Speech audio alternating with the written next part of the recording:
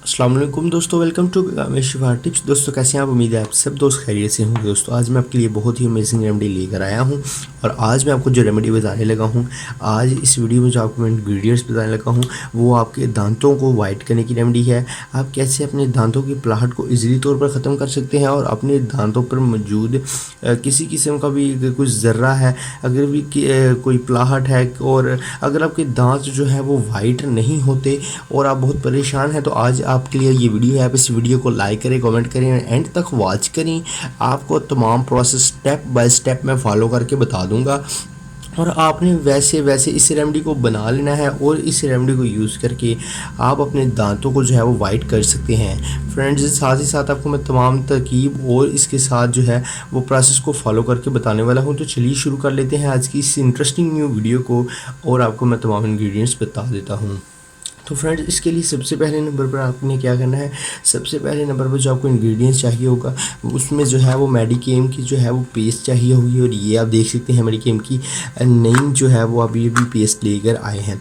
तो ये आपने इसको यूज़ करके रेमेडी को बना लेना है। तो इसमें जो है फ्रेंड्स आपने जो सेकंड नंबर पर जो चीज़ ऐड करनी है वो जो है वो बहुत ही अमेजिंग चीज़ है और वो है फ्रेंड्स मीठा सोडा।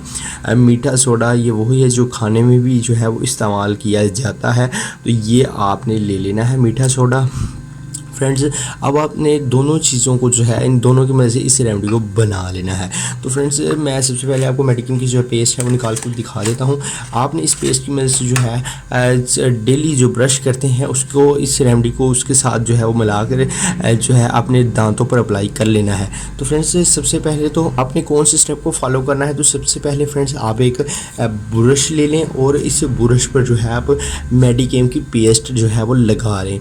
जैसे आप पेस्ट ब्रश पर लगाते हैं वैसे ही आप लगा लें। तो उसके बाद फ्रेंड्स आपने क्या करना है कि थोड़ा सा साथ मीठा सोडा इसके ऊपर लगाकर पेस्ट पर आपने इसे अपने दांतों के ऊपर जो है वो अच्छी तरह से इसको ब्रश कर लेना है।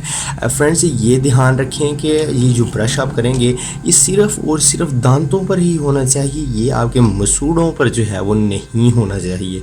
तो फ्रेंड्स इससे जो आपके जो दांत हैं वो जो है वो अगर येलो हैं तो वो वाइट होना शुरू हो जाएंगे। आप सिर्फ और सिर्फ 2 टाइम इसको यूज़ कर लें एक दिन, तो उसके बाद रेगुलर आप जो है वो एक टाइम यूज़ किया करें। इससे जो आपके दांत हैं वो जो है वो वाइट होना शुरू हो जाएंगे और आपके दांतों की पलाहट जो है वो ख़त्म हो जाएगी। इसके साथ साथ फ्रेंड्स आपको बताते चलें कि ये पलाहट किस वजह से आ जाती है।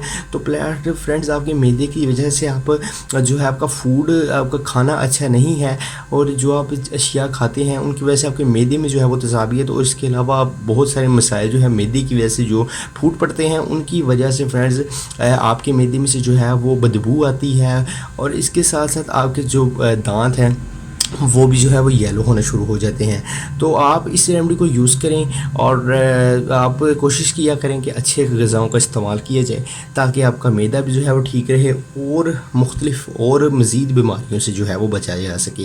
तो साथ ही साथ इस रेमेडी को यूज़ करें, इससे जो है आप अमेजिंग आपको रिजल्ट्स मिलेंगे। और अगर आपके दांत जो हैं वो येलो हो चुके हैं तो आप 2 से 3 दिन में ही जो है वो आसानी से उनको वाइट कर सकते हैं और इस रेमेडी को बनाकर आप जो है आपको बेहतर रिजल्ट्स जो हैं वो फ्राहम हो सकेंगे। तो फ्रेंड्स आज की आपके लिए वीडियो कैसी लगी कमेंट सेक्शन में कमेंट जरूर करें। हमारे चैनल को सब्सक्राइब करें। पैगाम शिफा टिप्स को यहाँ फेस आ रहा है। मिलते हैं इंशाल्लाह किसी नेक्स्ट वीडियो में, तब तक के लिए खुदा हाफिज़।